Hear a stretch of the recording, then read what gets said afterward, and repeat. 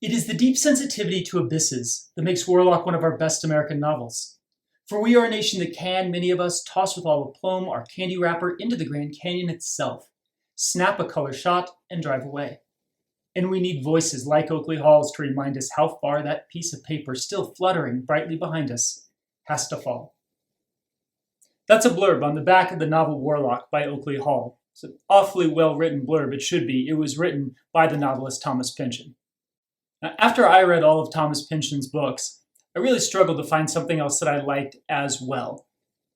I read the common recommendations, people like Gaddis, and finally I had the idea, why don't I just look for books with a blurb on the back from Pynchon himself and read those?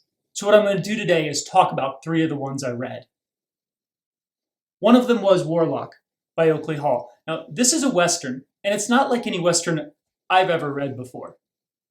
Now, it's not super dark and bleak like something like Blood Meridian. There's a lot of fun things that happen in here. But it's also not a Western that's, the guy rides into town on his white horse and cleans things up. That's not the way it works.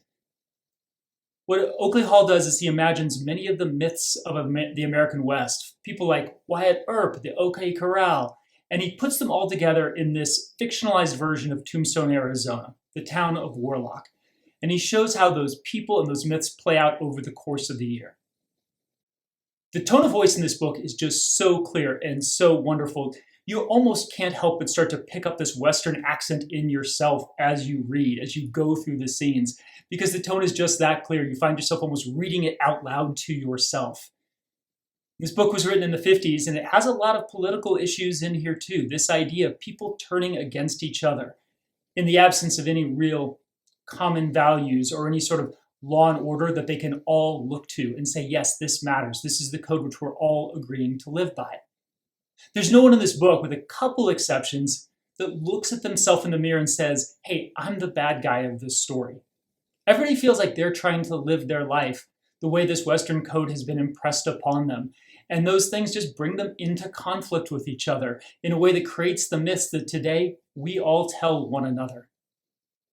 There's a lot of wonderful scenes and stories with common characters that sort of just evolve over the course of the book. And at the end, there's this moment, it's not really a spoiler to read it, where a deputy looks at the wall and he sees all the names of himself and all the past deputies and has this realization that what he's done is maybe not any one thing. Instead, he's become part of this huge human comedy that has made the American West. And he looked once more at the list of the names of the deputies of Warlock upon the whitewashed wall, at his own name, scratched last there, but not last, and felt a pride so huge that his eyes filled, and he knew, too, that the pride was worth it all. So there is a sense of optimism in the book, too, even though it is so deeply pessimistic about human nature sometimes. A sense that together we all created this country that we live in, and it's important to understand the myths, the stories, and the real people behind them. Now, this novel is a beauty. A vision as bold and a voice as eloquent and morally focused as any in American writing. And again, that's Thomas Pynchon providing a blurb for the back of Mao II by Don DeLillo. Now, I've read a bunch of books by Don DeLillo. I think White Noise is a masterpiece, and this has actually kind of a similar formula. It begins with just some quirky people who are brought together in a house, and they have a lot of conversations. Those conversations all, to me, revolved around the idea that what's the difference between an image and an act? Towards the beginning, they have a conversation. Everything around us tends to channel our lives towards some final reality in print or on film. Two lovers quarrel in the back of a taxi, and a question becomes implicit in the event. Who will write the book? And who will play the lovers in the movie? Everything seeks its own heightened version. Or put it this way, nothing happens until it is consumed. But as the book progresses, they start to see real acts of violence and become wrapped up in those acts of violence. And the book starts to wonder how much that emphasis on the image is really true. What terrorists gain, novelists lose.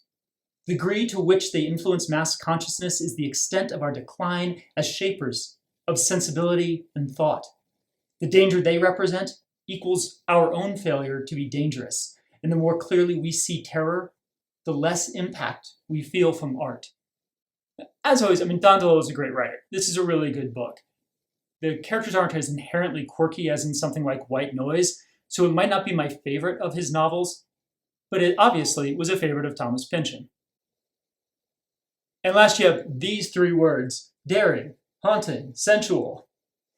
From Thomas Pynchon, on the cover of Days Between Stations by Steve Erickson.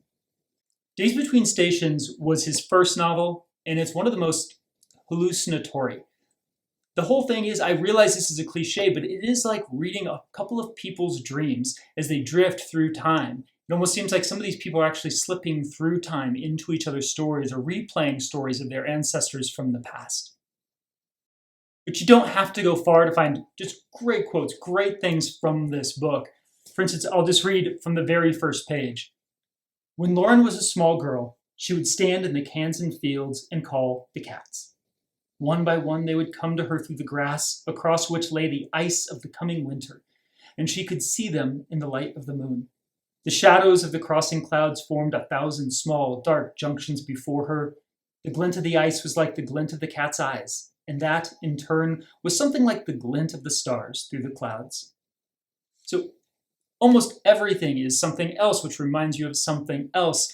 And as in a lot of Steve Erickson's books, there are a couple crazy, crazy weather events that really drive the action of this book, either extreme sandstorms or extreme cold snaps, and they help lend a context or just an atmosphere to the book that is unlike anything else you're going to read in American literature.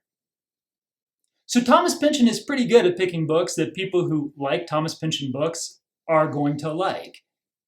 Those are three that I found that I really enjoyed, and hopefully you might enjoy them too.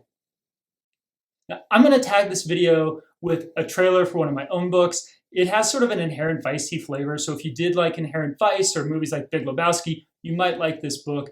If you want to hang out and watch it, no big deal. Thank you for watching. His name is Bob, and he delivers the milk. He doesn't need the money, it's just something to do. One night, Bob hears a story about a mass shooting and a girl too good to be true. A story he can't let go. Next thing you know, Bob's doing a deep dive into the suburban weird. Along the way, he might encounter a cat-munching goat monster, a possibly mythical criminal mastermind, a half-faced man who's a whole lot of trouble, some curious neighbors, a masked typist, and the clues to a mystery Bob may lack the imagination to define, the courage to pursue, and the acuity to solve, assuming a solution exists. Have fun, Bob. Don't drop the milk.